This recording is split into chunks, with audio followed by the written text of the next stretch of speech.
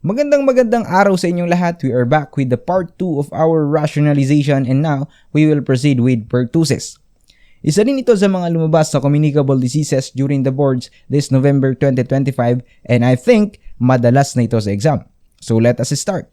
What is the causative agent of pertussis? And the answer here is Bordetella. As in Bordetella. Syempre, hindi nila nilalagay yung complete name which is Bordetella pertussis kasi very obvious naman ang sagot kapag. Okay? Sa transmission naman, Bordetella pertussis is transmitted via droplets. Pertussis is transmitted via droplets through coughing and sneezing. Again transmission of pertussis is through droplets. Next naman is on the stages. We have 3 stages and unang-una meron tayong tinatawag na early stage or catarrhal stage. Sa early stage, makikita mo meron siyang cold-like symptoms pa lang, which is runny nose and cough. Isipin mo na lang pag early stage, hindi pa siya masyadong malala pero this stage is the most contagious stage kasi dito meron siyang cough and runny nose which it apply the mode of transmission na droplets. Okay? Next stage is on the paroxysmal stage. Pag sinabi kasi nating paroxysmal, it means sudden intense episodes or burst of symptoms. Therefore, sa paroxysmal stage, dito na lumalabas yung pathognomonic which is the severe coughing fits or yung tinatawag nating whooping cough or whooping sound when inhaling. Okay, inuulit ko, wag ninyong kakalimutan yan. Next stage is on the convalescent stage. Madali na lang yan kasi pag sinabi nating convalescent, ibig sabihin recovery. It means the patient's cough gradually improves. Umu-okay na yung patient sa convalescent stage. And of course, sa prevention, DTaP vaccine. Alright, so ready na ba for the questions? Kung ready na, let us proceed to the questions. So, ayan. What is the causative agent of pertussis? Paulit-ulit tayo. A. Bordetella, B. Mycobacterium, C. Clostridium, D. Entamoeba. So, this is a common board exam question and madali lang siya kung alam mo. At ang sagot natin dito is Bordetella. Yung letter B, Mycobacterium, either makikita mo yan sa tuberculosis or sa leprosy. Okay? Yung Clostridium naman, makikita mo sa botulism which is Clostridium botulinum and sa hello, sound check. Mic. Sound check. Alright, sorry. Nagbabalik. Yung Clostridium naman is makikita sa botulism which is Clostridium botulinum and sa tetanus din which is Clostridium tetani. And yung letter D naman is sa amoebiasis which is Entamoeba histolytica. Nurses, kailangan nating alamin yung mga causative agent ng mga diseases kasi tinatanong yan. Pag sinabi nilang, wag mo nang i-memorize yan kasi situational naman yung board exam, wag kang maniwala. Kasi guys, sinasabi ko sa inyo, madaming trivia questions or mga objective na tinatanong gaya ng ganitong question na kung hindi mo alam, hindi mo talaga alam. Although, mas madami sa situational pero may mga objective questions din. Okay? You need also to memorize. Memorize or familiarize, ganun. Next question. These are the early signs of pertussis except A. Fever, B. Severe coughing fits, C. Cough, D. Runny nose. Ang sagot natin dito is letter B, severe coughing fits. Or ito yung whooping cough na sinasabi nila. Yung whooping cough ba is included sa early sign, yes or no? No. Therefore, this is the answer. The rest of the choices under early sign. Guys, huwag niyong kakalimutan yan. Board exam question. Okay? So next question. A child with pertussis is most contagious during which stage? A. Catarrhal stage, B. Paroxysmal stage, C. Convalescent stage, and letter D. Incubation stage. Sagot? Our answer here is catarrhal stage or early stage. Kasi sa catarrhal or early stage, meron siyang runny nose and coughing and alalahanin ninyo, the mode of transmission of pertussis is droplet. Again, most contagious stage in pertussis is catarrhal stage or early stage. Next. A child is experiencing cough spells with a whooping sound, worst at night. Which stage of pertussis is this? A. Catarrhal, B. Paroxysmal, C. Convalescent, D. Incubation period. Ine-emphasize ko yung mga ganitong question kasi ganito yung mga lumalabas. So, sa whooping sound daw, anong stage mo makikita? Ang sagot natin dito is letter B, paroxysmal stage. Paroxysmal stage. Whooping cough, makikita mo sa paroxysmal stage.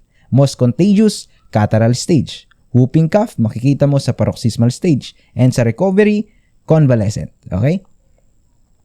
Next question. Okay, so HIV na pala. So punta tayo sa HIV. I assure you, hindi ito nawawala sa PNLE kasi sa dami ng cases globally. So mag-start agad tayo sa questions. Nurse Anna is educating Marie about HIV transmission. Which of the following bodily fluids is considered not a significant carrier of HIV due to very low concentrations of the virus? A. Urine. B. Cerebrospinal fluid. C. Semen. D. Menstrual blood. So this is also a past board exam questions. Kung hindi ako nagkakamali, tinanong ito noong November 2024. Okay? And the answer here is A. Urine. Again, which of the following bodily fluids is considered not significant carrier of HIV due to very low concentrations of the virus? Sagot, urine. And the rest of the choices, semen, cerebrospinal fluid, and menstrual blood, mataas ng concentration ng virus dyan. Okay? Next question. Marie is aware that there is mother-to-child transmission of HIV. She becomes concerned and asks the nurse when it specifically happens. The nurse answered that it can occur in the following circumstances except A. During breastfeeding, B. During casual contact, C. At the time of delivery, and D. In utero. So merong except, ibig sabihin negative answer ang hanapin natin, and the answer here is letter B. During casual contact. Hindi naman kasi natatransmit ang HIV with just casual contact. Okay? During breastfeeding, yes, natatransmit ang HIV during breastfeeding. How about sa time of delivery? Yes, it can also be transmitted. And as well, in the utero, maaari ding matransmit. So, ang exception lang natin dito is during casual contact. Therefore, our answer here is letter B. Next question. Marie asked the nurse what kind of transmission occurs between a mother who is HIV positive and her infant. Nurse Anna answered, A. Vertical transmission, B. Diagonal transmission, C. Horizontal transmission, and D. Airborne transmission. Ang sagot natin dito is letter A. Vertical transmission. Vertical transmission refers to the passage of pathogen like HIV from mother to child. It can be during pregnancy, during delivery, or during breastfeeding. Paano naman sa letter C? Horizontal transmission. Horizontal transmission naman, ito yung person-to-person transmission. Hindi siya mother to child. Okay? In letter B naman, wag nyo nang pakialaman, it is not a standard term for epidemiology. Again, pag mother to child, it is called vertical transmission. Pag mother to child, it is called vertical transmission. Horizontal, if person to person. Okay? I hope na gets niyo. Next. Marie has CD4 lymphocyte count below 200 cells per cubic millimeter. She then asked what that means. The nurse answered, A. That is within normal limits. Tama ba yan? Letter B. She is in stage 3 or AIDS. Letter C. It is slightly below normal. Nothing to worry about. Letter D. It is worrisome but immediate attention is not necessary. Okay, so pag nakita ninyo sa tanong CD4 lymphocyte count below 200, it means the patient has already AIDS. Therefore, ang sagot natin dito is letter B. She is in stage 3 or AIDS. The normal CD4 count is typically 500 to 1,500. So, yung less than 200, sobrang baba na yun. Aray ko. So it is not within normal limits. Mali ang letter A. It is not slightly below normal kasi sobrang baba na nga. Mali ang letter C. And below 200 CD4 T cells, immediate attention is necessary kasi sobrang immunosuppressed na yung patient. Kaya mali din ang ating letter D. Again, pag yung patient less than 200 na yung CD4 count niya, ibig sabihin, meron na siyang AIDS or stage 3 na siya. Okay? Another question noong November 2024, ano daw cell specifically ang ina-attack ng HIV cells? HIV virus, I mean. Ang sagot, CD4 T cell. Pag lumabas ulit, sagot, CD4 T cell. Again, ano daw ang specific na ina-atake ng HIV? Sagot, CD4 T cell. Nabanggit ko na yan sa mga latest na ratio natin. Next question.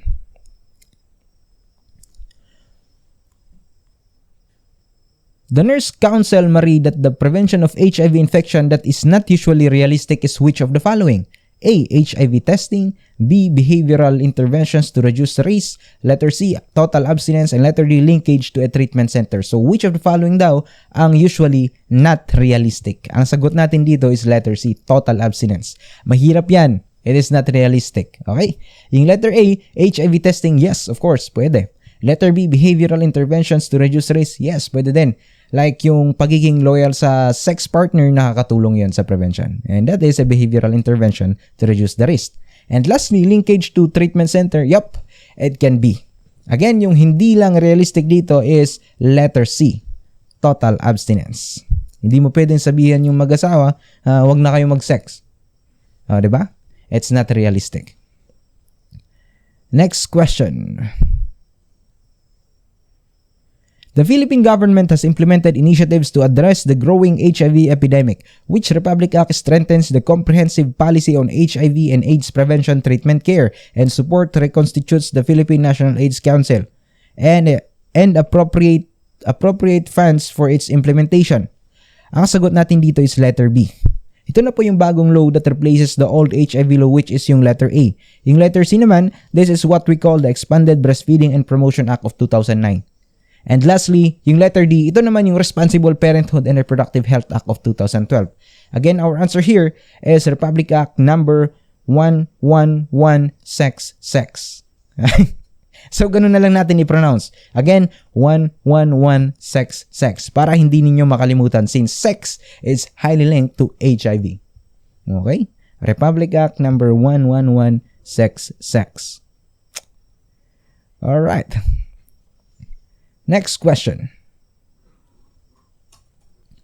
Kaposi sarcoma is a diagnostic criterion for AIDS and is associated with compromised immune system. How are the lesions typically described during assessment? Okay, so tinatanong din to. Ang sagot natin dito, wag na nating basahin lahat yung choices, baka yung maling description pa yung matandaan ninyo. Okay? Our answer here for the lesions seen in Kaposi sarcoma is letter B. Raised, oblong, or pwede nilang gawing oval yan. Again, raised, oblong, and purplish. Wala na tayong pag-usapan dyan. It is an objective question. Huwag ninyong kakalimutan. Raised, oblong, or oval, and purplish. Okay? Sagot, letter B. Next. Okay, sige. Okay, so hanggang dito muna tayo for this part 2 para hindi masyadong masobrahan. Kung hindi pa ninyo napanood yung part 1, pakipanood kasi latest board exam concept din yun. And huwag ninyong kakalimutan na magpahinga din minsan kasi kailangan ninyo. Okay, I'm very proud of you na tinapos ninyo yung video and I assure you magagamit nyo ito sa board exam. Okay, if you want, comment your name with RN 2026 para isali din natin sa prayers natin. Okay, nurses, thank you guys for watching.